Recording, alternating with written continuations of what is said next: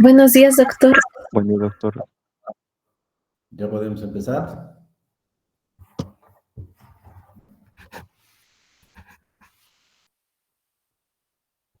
Sí, doctor.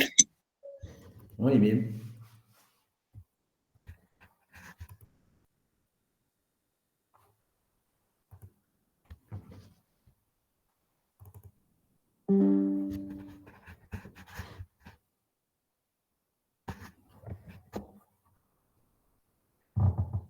Tienen la diapo en la pantalla, ¿verdad?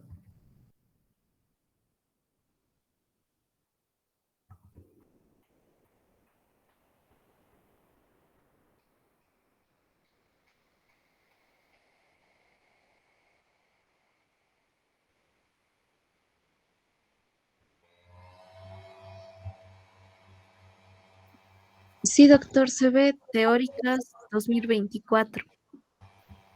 El tema, ¿no? No, doctor, se ve una carpeta. Ya, ahora voy a volver a cargar.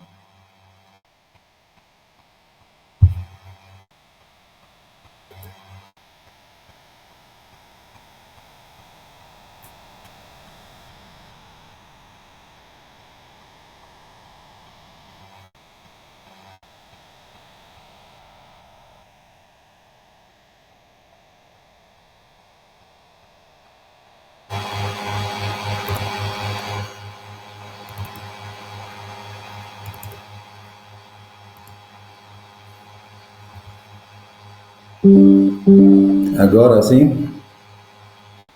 sí, doctor. Muy bien.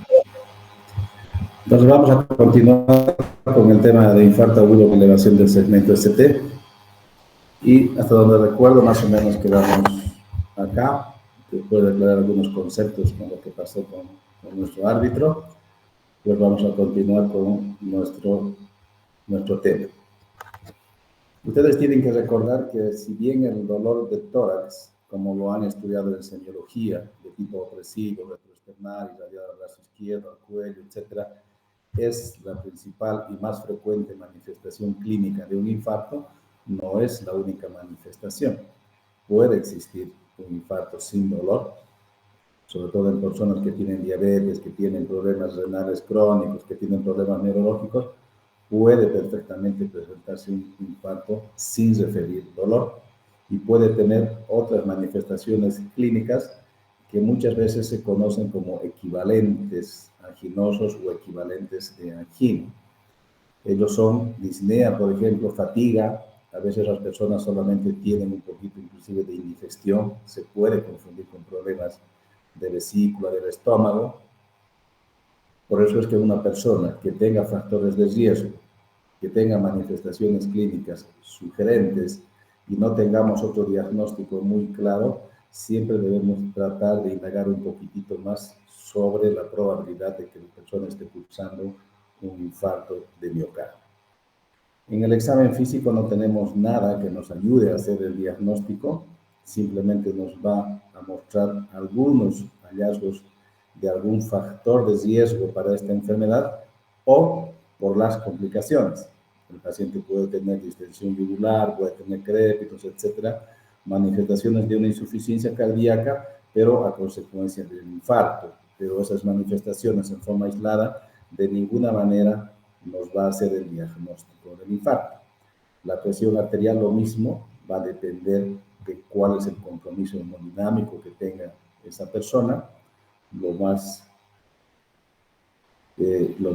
grave, digamos, para el paciente es que tenga hipotensión, que esté en shock. Entonces, tenemos que hacer un examen físico general, pero sabiendo que ninguno de ellos nos va a ayudar a hacer el diagnóstico de infarto, como sucede a veces en otras enfermedades que sí tenemos algunos hallazgos clínicos que nos permiten hacer el diagnóstico. Vamos a volver a nuestro caso clínico inicial.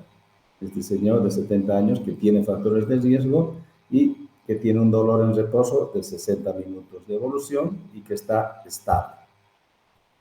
Entonces, ¿qué vamos a hacer nosotros? Nos vamos a fijar algunos objetivos importantes en su manejo. Primero, plantear el diagnóstico inicial. Vamos a iniciar algunas medidas generales vamos a analizar el electrocardiograma. Obviamente, en estos pacientes tenemos que hacer las cosas muy rápidamente y debemos orientarnos a la patología que estamos tratando. Este cuadro ya lo hemos visto, lo van a ver varias veces, que es un esquema para tratar de acostumbrarnos a cómo enfocar esta enfermedad. Ya hemos hablado ayer que el primer diagnóstico va a ser un síndrome coronario agudo. En este caso, nuestro paciente solamente podemos decir, por los factores de riesgo y por la clínica compatible, que tiene un síndrome coronario agudo. Hasta ahí es nuestro diagnóstico inicial.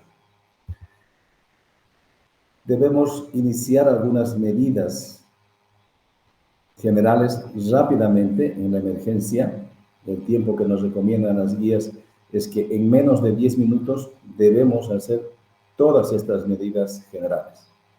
Debemos recordar que un paciente con infarto en cualquier momento se puede descompensar, en cualquier momento puede hacer una fibrilación ventricular, un paro cardíaco, por tanto debe estar monitoreado, debe tener un acceso venoso, debemos hacer un interrogatorio rápido y obviamente tomar algunas muestras de laboratorio cruciales como los marcadores cardíacos, pero teniendo en mente que estos marcadores van a ser negativos las primeras horas. Ayer ya comentábamos un poquitito, los comunes que tenemos en el medio tardan en elevarse alrededor de 4 hasta 6 horas. O sea, las primeras horas del infarto, los marcadores van a ser todavía negativos.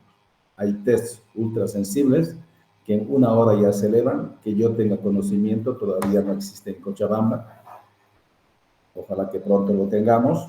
Y obviamente debemos hacer algunos estudios como los de coagulación, porque estos pacientes van a recibir terapia antiagregante plaquetaria y van a recibir también una terapia anticoagulante y muchas veces además un tratamiento fibrinolítico. Entonces debemos saber si tiene alguna alteración basal que nos impida o nos aumente el riesgo de sangrado si utilizamos estas drogas. La radiografía de tórax también es un estudio que debemos hacerlo, pero no es de extrema urgencia. Las guías nos recomiendan que podemos tomarnos hasta unos 30 minutos para hacer una placa de tórax. Y en el electrocardiograma sí debemos de ser muy cuidadosos y sí debemos buscar algunos hallazgos para que nos orienten hacia el diagnóstico y por tanto el tratamiento. ¿Qué es lo que vamos a ver ahora? Ahora vamos a ver básicamente lo que es la elevación del segmento ST. El segmento ST habitualmente es isoeléctrico, pero puede tener pequeñas variaciones hacia arriba y hacia abajo. Dependiendo de las derivaciones, habitualmente es menos de medio milímetro y en V2 y en V3 en condiciones normales puede llegar a tener una elevación de hasta 1 milímetro. Por eso hay que conocer cuáles son los criterios para decir que está alterado el segmento ST. Lo que en algunas derivaciones es completamente normal, en otras derivaciones ya es patológico y ya cumple un criterio para que nosotros podamos tomar una decisión. ¿Qué debemos recordar? Que debemos medir el ST a nivel del punto J, que básicamente es la unión donde termina el complejo QRS y donde va a empezar el segmento ST. Este es el punto y a partir de acá debemos medir la elevación del segmento ST. No distal al complejo QRS porque va a ser muy variable. Debemos establecer este punto y de acá sí medir. ¿Cuáles son los criterios para decir que está alterado el segmento ST en esta patología? En todas las derivaciones, excepto en V2 y en V3, basta que exista 1 milímetro de supradesnivel.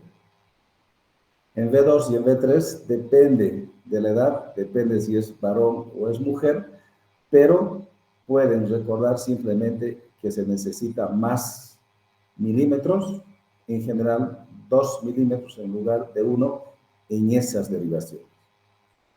Lo típico de elevación del segmento ST en el infarto es que sea convexidad superior, que sea como joroba, que se presente por lo menos en dos derivaciones anatómicamente contiguas y a veces puede existir imagen en espejo. ¿Qué quiere decir la imagen en espejo? Que en las derivaciones donde muestra el infarto hay la elevación del segmento ST y en las derivaciones opuestas más bien puede existir un infradesnivel del segmento ST. En una persona que viene con dolor al pecho, sugerente de un infarto, y que tenga un bloqueo de rama, sobre todo izquierdo, debemos actuar como si esa elevación del segmento ST es debido a un infarto. Ustedes recordarán que los bloqueos de rama, y sobre todo los de rama izquierda, por sí solos ya pueden alterar el segmento ST. Si bien hay algunos criterios que nos pueden ayudar a diferenciar si esa elevación del segmento ST es solo por el bloqueo o es porque está asociado al infarto, ninguno de ellos tiene alta sensibilidad ni tampoco especificidad. Es por eso que las guías recomiendan que si tiene clínica de infarto y tiene un bloqueo de rama que nos impida analizar con certeza si esa elevación es solo por el bloqueo o es por el infarto, debemos tratar como si fuera un infarto. Entonces, lo que vamos a hacer en este electrocardiograma es buscar esta elevación del segmento ST. Hay que tener cuidado que muchas veces en el primer electrocardiograma no se presenta claramente una alteración del segmento ST. Y es necesario repetir los electrocardiogramas, a veces cada 15 minutos, dependiendo de la clínica, y podemos encontrar en alguno de ellos elevación del segmento ST. Esta gráfica es nuevamente para señalar dónde debemos medir la elevación del segmento ST. Esto lo vamos a revisar en la próxima clase. Y si tenemos elevación del segmento ST, como criterio ya hemos dicho que tiene que estar por lo menos en dos derivaciones anatómicamente contiguas. Es excepcional que exista un infarto tan pequeñito que presente en una sola derivación del electrocardiograma. No se olviden que cada derivación significa un punto desde el cual estamos analizando qué es lo que sucede desde el punto de vista eléctrico en el corazón. Por eso es que se establece como criterio que esta alteración debe presentarse por lo menos en dos o más derivaciones anatómicamente contiguas. Y de acuerdo a qué derivaciones están comprometidas, podemos más o menos estimar qué territorio del corazón está afectado por el infarto. Si es B1 y B2, solamente en estas dos primeras derivaciones precordiales se habla de un infarto septal. Si se extiende además hasta B3, B4, B5, hoy en día la denominación es apical anterior, es el anterior clásico que antes se describía, pero hoy en día se llama más como apical anterior. Si compromete todas las precordiales, más de uno y ABL es un anterior extenso. Si solamente está en ABL, B1 y B2 es un medio anterior. Estos cuatro prácticamente son en la pared anterior del ventrículo izquierdo, a nivel septal, apical, medio o extenso. Si está en D2, D3 y ABF, se dice que es un infarto inferior, y si está en D1, ABL, D5 y D6, es un infarto lateral. Y si combina inferior con B5 y B6, pues es un inferolateral. En general, los grandes segmentos territorios se consideran la pared anterior, con estos cuatro segmentos, inferior y lateral.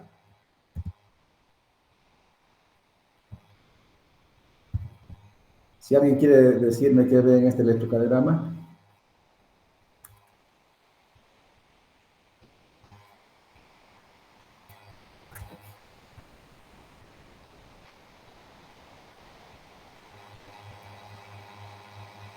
¿Nadie se anima?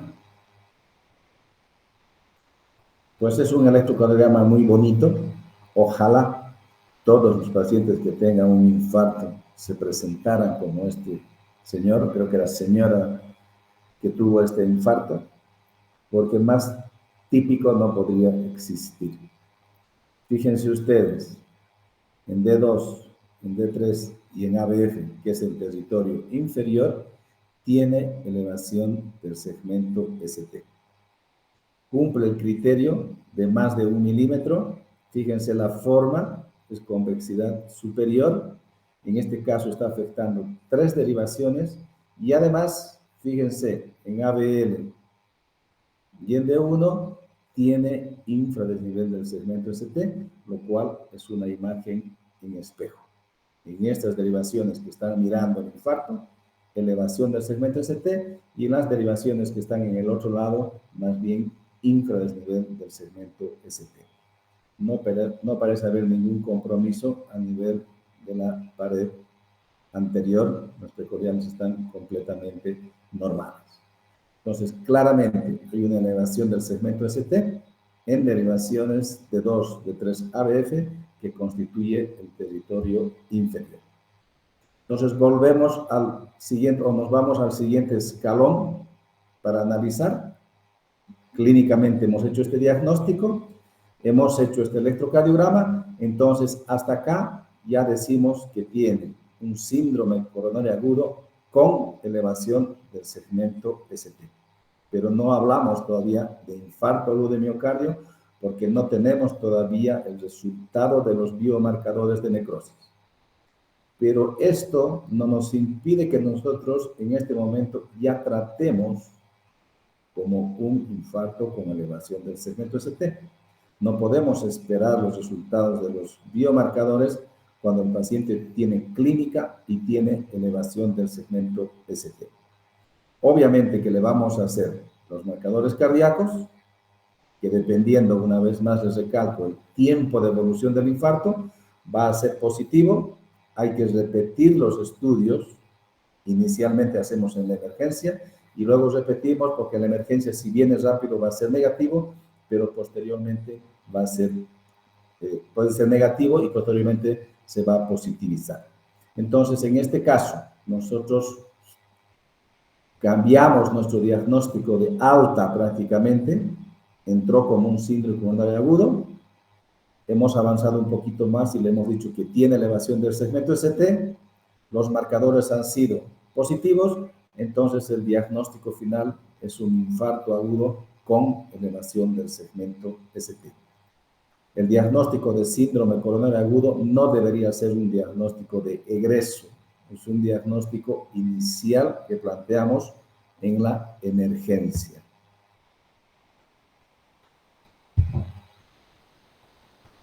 ¿Cómo tratamos un infarto con elevación del segmento ST?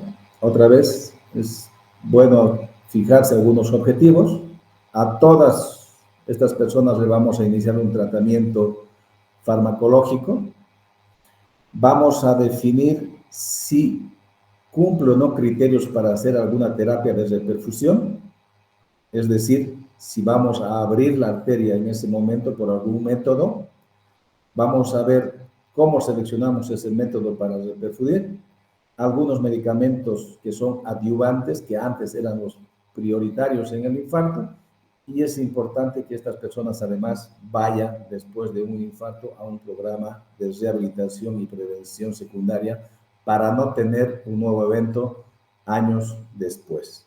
Todas las personas que tienen cardiopatía isquémica tienen el riesgo de hacer un nuevo evento y es importante controlar todos los factores pasibles para que no llegue a eso. ¿Qué es lo que hacemos? Apenas llega el paciente, le vamos a dar oxígeno, pero siempre y cuando tengamos evidencia de que le falte oxígeno.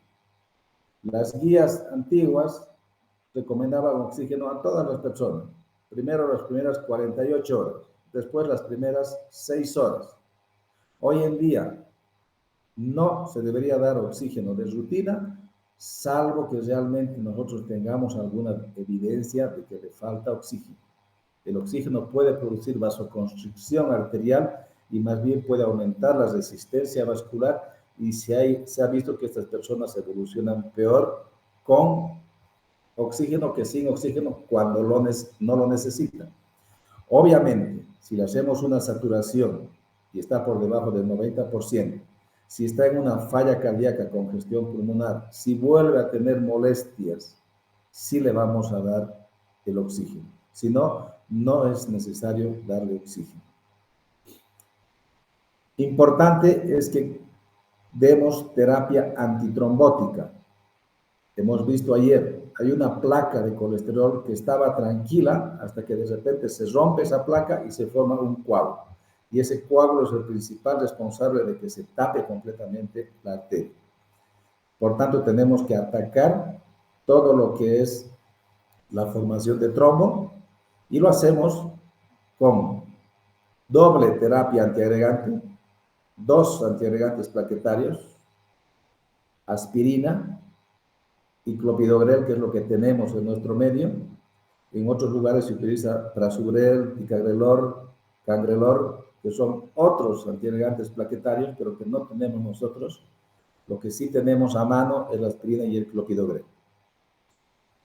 Estas dosis son dosis medias, digamos, que se recomiendan en las guías y que nosotros tenemos tabletas de 500 miligramos, así que les damos habitualmente la mitad, 250 miligramos, y el clopidogrel 600 miligramos. Todas las personas que tienen un síndrome coronario agudo deberían recibir siempre doble terapia antiagregante plaquetaria. En el territorio arterial, las plaquetas son las principales responsables del trombo. Por tanto, debemos atacar por lo menos en 2 de las vías de la actividad plaquetaria. Y combinamos además con anticoagulación, que puede ser la heparina sódica o puede ser la enoxaparina. Esto es una recomendación para el paciente que va a ser sometido a una angioplastía. Hay algunas variaciones cuando vamos a utilizar trombolítico como terapia de reperfusión, que básicamente es tener un poco más de cuidado en las dosis de los medicamentos, porque no se olviden que vamos a utilizar un trombolítico que también va a alterar la coagulación y el riesgo de sangrado va a ser mayor. Le podemos dar isodil, no más de 2 a 3, con cuidado. Si está hipotenso, no damos isodil porque le va a bajar más la presión arterial. Si está radicárdico o taquicárdico, tampoco utilizamos el isodil. Y si en las últimas 24 horas ha utilizado el paciente el sildenafil, no le podemos dar porque le va a producir mayor hipotensión. Y morfina, que antes era lo primero que se recomendaba, hoy en día se da si el paciente persiste con molestias, pese a que ya hemos administrado la terapia que hemos mencionado. Avanzando un poquitito, ya hemos visto a la persona que tiene dolor en el pecho, que tiene las alteraciones en el electrocardiograma, cumple los criterios, y ahora debemos decidir si justifica o no una terapia de reperfusión. No todas las personas que tienen infarto y tienen elevación del segmento ST justifica hacer una terapia de reperfusión. Depende básicamente del tiempo en el cual se presentan a la atención médica. La reperfusión es mucho más eficaz cuanto antes se lo utilice. Por eso es que hay que tratar de educar, orientar a la población en general para que acudan rápidamente a un centro hospitalario si tienen alguna molestia sugerente de un infarto. ¿Qué es lo que tomamos en cuenta? Básicamente, como les dije, el tiempo de evolución. Si el infarto tiene menos de 12 horas de evolución, es una indicación 1A, es decir, todos están de acuerdo y hay suficiente evidencia de que es útil hacer una terapia de reperfusión. Si han pasado de 12 a 48 horas, todavía se indica, pero es una indicación 2A, es decir, no todos están de acuerdo, pero la evidencia es a favor de utilizar, así que por eso es que es una 2A, pero si ha pasado 48 horas y la persona está asintomática, no se debe hacer ninguna terapia de repercusión. El darle el trombolítico, el hacer angioplastía, tiene sus riesgos.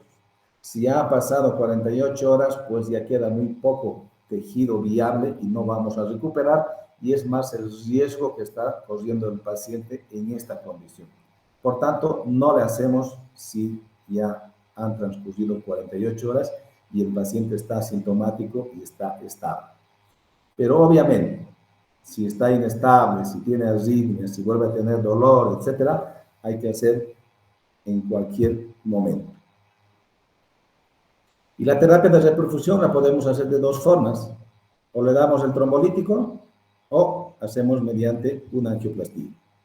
Ambos tienen ventajas y desventajas. Hoy en día lo que se tiende es hacer una angioplastía, que tiene varias ventajas. Primero, que realmente confirmamos que la arteria esté tapada. Por ejemplo, en el caso de las personas que tienen un bloqueo de rama izquierda y que tienen un dolor, no siempre es por infarto. Si le hacemos una angiografía, certificamos que realmente esté tapada la arteria y hacemos el tratamiento.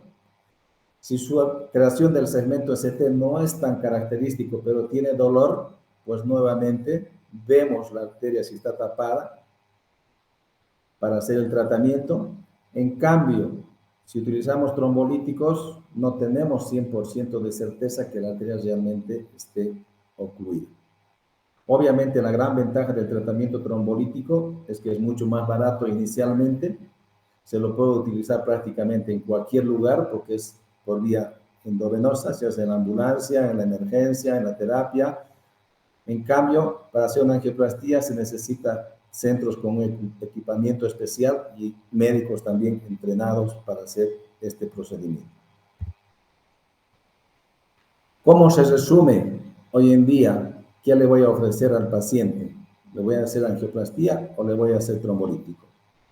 Más o menos nos guiamos por esta gráfica.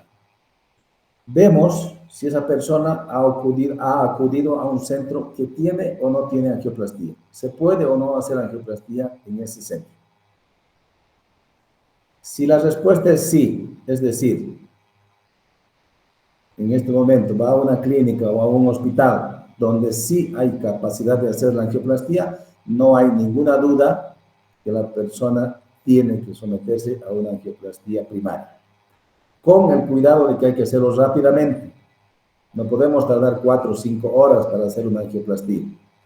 La angioplastía idealmente debería hacerse en los primeros 90 minutos de que se ha hecho el diagnóstico y mejor menos de 60 minutos cuando acude a un centro donde se hace angioplastía. Pero si la persona llega a un centro donde no se cuenta con angioplastía, la recomendación hoy en día es tratar de derivar a este paciente, derivar a un centro donde sí le puedan hacer angioplastía. Es complejo en muchas instituciones, pero desde el punto de vista médico, ese debería ser el primer intento, tratar de derivarlo, pero con el cuidado de que se haga la derivación y le puedan hacer la angioplastía en los primeros 120 minutos de hecho el diagnóstico. Habitualmente se dice que en 30 minutos el paciente debería entrar a la emergencia y salir a otro centro para que le hagan la angioplastía si queremos cumplir estos estándares.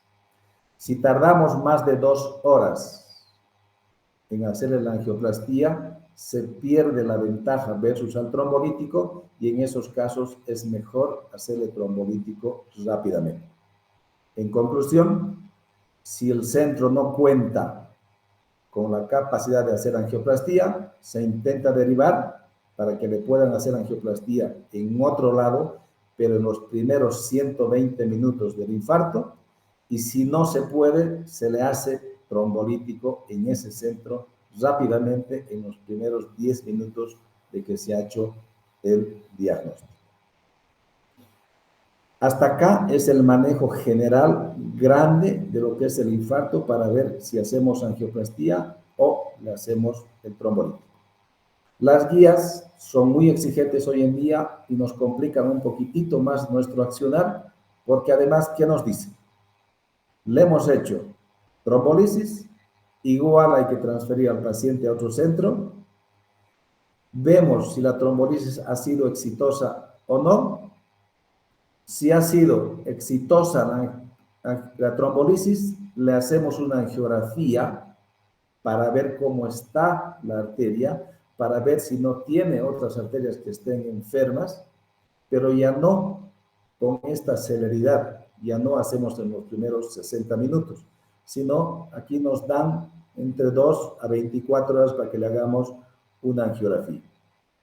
En cambio, si le hemos hecho el trombolítico y no ha sido exitosa, tenemos que hacerle inmediatamente una angioplastía de rescate. La angioplastía que se ha hecho como primera opción de tratamiento se llama angioplastía primaria. En cambio, la angioplastía que se ha hecho después de que ha fallado la trombolisis se llama angioplastía de rescate. Hasta acá es más práctico de aplicar, de acá es un poquito más difícil porque tiene que ver costos, tiene que ver convenios, etcétera, etcétera, pero yo les transmito lo que está descrito y recomendado en las guías grandes de manejo del infarto agudo de miocardio. ¿En qué consiste básicamente una angioplastía? La arteria está ocluida, la atravesamos con una guía especial, pasamos un balón sobre el cual va montado una malla que se llama un stent, se infla el balón, la malla queda impactada en la pared, se retira el balón y finalmente queda esta malla que ha devuelto la luz de la arteria. Aquí estaba con placa, había un trombo que se ha cruzado con la guía, se la ha dilatado y después queda recuperada la luz de la arteria. La angioplastía es más efectiva para abrir la arteria que el trombolítico, pero como les digo, hay que tomar en cuenta el tiempo en el cual estamos actuando. Pocos exámenes de laboratorio nos ayudan en el manejo del infarto. Lo más importante, como han visto hasta ahora, básicamente es el electrocardiograma y la clínica, pero debemos pedir biomarcadores, que vamos a ver ahora. Radiografía de tórax, ya hemos hablado. El ecocardiograma es muy importante. En algunos casos, en la emergencia, cuando no tenemos un electrocardiograma que sea categórico, pero que tenga clínica compatible, nos ayuda a definir el tratamiento. Si le hacemos un eco y vemos que no se contrae una parte del corazón y tiene clínica y un electro más o menos alterado, pues nos apoya a tomar decisiones y lo tratamos como un infarto. Hoy en día se pueden ver las arterias con una tomografía, pero no es útil en el agudo, tampoco la resonancia magnética. Simplemente acá para graficarles que existen algunos biomarcadores que se elevan rápidamente hoy en día, pero que no son específicos como la mioglobina. Entonces no son de utilidad práctica. Lo que más se está utilizando son las troponinas. Una vez más, hay que esperar 4 a 6 horas a que se eleven, salvo estas últimas ultrasensibles que ya se elevan en 1 hora. Si no tenemos troponina, recurrimos a la CPK. Como tratamiento adyuvante en el manejo está la nitroglicerina, ya no como manejo inicial. Antes todo esto hacíamos como un manejo inicial, hoy en día ha sido relegado. Nitro básicamente si sigue con dolor, si tiene edema agudo de pulmón o para ayudar a controlar la presión arterial. Lo mismo los betabloqueadores. Iniciamos algunos medicamentos, no de urgencia, pero sí en las primeras 24 horas habitualmente, para tratar de reducir el tamaño del infarto, como son los IECAS, la espironolactona, sobre todo en personas que tengan insuficiencia cardíaca o fracción de eyección menos del 40%, y en todas las personas, independientemente del nivel del colesterol con el que llega, se les da una terapia hipolipemiante. Estatinas, que puede ser atorvastatina u otra, pero independiente del valor del colesterol que tenga. Si ha tenido un infarto con 100 de LDL o con 200 o con 50, de todos modos hay que reducir en esas personas y se inicia el tratamiento hipolipemiante. Esto ya lo han revisado cuando han visto las clases de electrocardiograma con el doctor Arnés, creo que es el que les da la parte de electro. El infarto se puede dividir en 4 o en 5 fases, que básicamente es lo mismo. En el periodo hiperagudo, una T picuda y obviamente la elevación del segmento ST. Posteriormente ya empieza a aparecer la onda Q, que puede aparecer a las pocas horas si el infarto es extenso. Y después, hagamos o no hagamos terapia de reperfusión, el ST comienza a descender. La diferencia es que si hacemos terapia de reperfusión y es exitosa, el ST baja mucho más rápidamente que lo haría en forma espontánea. Y en fase crónica, pues prácticamente ya no hay elevación del segmento ST y lo único que queda es la onda Q patológica. Es una gráfica para que vean que básicamente es lo mismo. Cuando llega un paciente a la emergencia, pues utilizamos algunas escalas de riesgo, el clásico Kimball, que más o menos, de acuerdo al grado de insuficiencia cardíaca que tengamos, ya podemos estimar la mortalidad del infarto. Posiblemente esto sea antiguo. Hoy en día pienso que el paciente sin falla cardíaca debería tener una mortalidad mucho menos que el 8%. Hoy en día se habla de un 3%, 4% más o menos, pero sí, las personas que están en choque, pues tienen una mortalidad alta, del 80 hasta el 100%. Entonces, en la emergencia vemos si tiene signos de insuficiencia cardíaca y automáticamente ya podemos más o menos estimar qué porcentaje de esas personas van a fallecer. Si le hacemos el trombolítico, debemos definir si ha sido exitoso o no, porque de acuerdo a eso vamos a hacerle o no una angioplastía. Y nos tomamos 60 a 90 minutos para que haga efecto el trombolítico y en ese tiempo vemos si cumple estos criterios de reperfusión. ¿Cuáles son? Si el dolor ha reducido en intensidad, por lo menos en un 50%, posiblemente lo más objetivo, lo más importante, ver si baja el ST en por lo menos 50% también. Estas personas hacen a veces alguna arritmia ventricular y las enzimas se elevan más precozmente si ha sido exitosa la reperfusión. Pero no podemos esperar este resultado para tomar nuevamente la decisión. Básicamente, nos guiamos en el ST y el dolor. Si sigue con elevación del segmento ST, si sigue con dolor y le hemos hecho ya el trombolítico, hasta los 90 minutos esperamos. Si sigue con esas molestias, le hacemos una angioplastía de rescate. Complicaciones del infarto pueden existir muchas, por eso que se mueren un porcentaje grande de ellos. Están las complicaciones mecánicas, eléctricas, isquémicas, embolias e inflamatorias. Lamentablemente, muchas de estas complicaciones son rápidamente mortales. Si se rompe la pared libre del ventrículo, pues hace un tamponamiento y va a fallecer. La ruptura de los músculos papilares y la comunicación interventricular también son cuadros catastróficos que si no se solucionan en forma inmediata, antes exclusivamente por cirugía, hoy en día se están haciendo algunos procedimientos percutáneos no quirúrgicos para tratar de controlar estas enfermedades.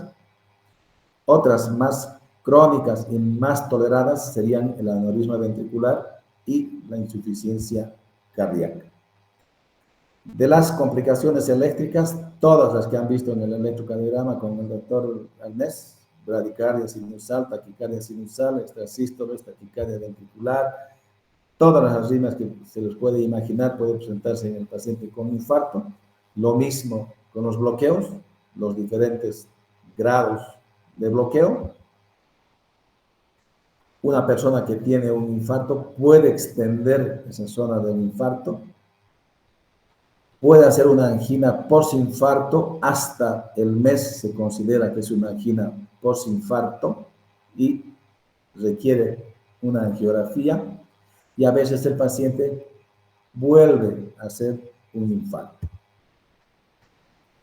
A veces los pacientes se diagnostican un infarto porque ha tenido una embolia cerebral, por ejemplo, y se ha internado por una embolia y se le hace un electrocardiograma para ver de dónde ha venido el coágulo y recién detectamos en ese momento un infarto que pudo haber tenido días o semanas antes. Sobre todo los infartos de cara anterior son los que más coágulos forman y pueden producir la embolia. Lamentablemente todas las embolias cardíacas preferencialmente van al cerebro, pero puede comprometer cualquier otro territorio vascular. Cuando hay un infarto, cuando hay una necrosis, hay un proceso inflamatorio que cuando es precoz, los primeros días, 2 a 7 días, hay una pericarditis, pero solamente es por contigüidad. El pericardio está cubriendo al miocardio. Si el miocardio se inflama, pues pasa hacia el pericardio. Es un proceso inflamatorio común, digamos, por el mismo mecanismo del infarto, pero hay otro proceso inflamatorio que se llama síndrome de Dressler, que ya se presenta semanas después, que aparentemente interfieren ya factores autoinmunes. Las dos últimas diapositivas, solamente por curiosidad, es lo que habíamos comentado en el bloqueo de rama izquierda. Este es un bloqueo de rama izquierda con alteraciones del segmento ST. Recuerden que las alteraciones del segmento ST son contrarias al componente mayor del complejo QRS. Es decir, si el QRS es negativo, tenemos elevación del segmento ST. En las derivaciones donde el complejo QRS es positivo, más bien tenemos infradesnivel del segmento ST. Si la persona tiene dolor en el pecho, tiene este bloqueo de rama izquierda, vemos esta derivación y tiene elevación del segmento ST. Lo que no podemos saber es si esta elevación del segmento ST es solamente por este bloqueo o es que además está cursando con un infarto. Otra vez más les digo, la recomendación hoy en día es que toda persona que tenga clínica sugerente y tenga un bloqueo de rama izquierda con estas alteraciones, lo tratamos como un infarto. Aunque en algunas personas podemos diferenciar si esta alteración del ST es por el bloqueo o es por un infarto. ¿Cuáles son esos criterios para que ustedes tengan una idea? En esta derivación, en lugar de exigirle 1 o 2 milímetros como criterio del infarto, se le exige 5 milímetros. En esta otra derivación, donde era positivo el complejo QRS y esperábamos que normalmente sea infranivel del segmento ST y más bien está con supra, pues es compatible con infarto. Lo mismo en esta derivación. Aquí esperábamos que sea supra y más bien está infra. Todo lo contrario a lo que normalmente suceda es más compatible con un infarto y en este caso le aumentan la amplitud y le exigen hasta 5 milímetros. Pero lamentablemente ninguno de estos hallazgos tiene una alta sensibilidad y especificidad como para poder descartar un infarto. Si bien, por curiosidad, es bueno saberlo, a la hora de tomar una conducta, la guía es muy clara, es muy básica. Clínica y bloqueo de rama se lo trata como un infarto. Preferiblemente con una angioplastía, porque en ese momento sí podemos definir si tiene o no tiene oclusión de la arteria. Bueno, jóvenes, es lo que quería transmitirles respecto al infarto con elevación del segmento ST. Si tienen alguna pregunta, rápidamente la absorbemos. Si no, ya les dije, en el momento que ustedes quieran.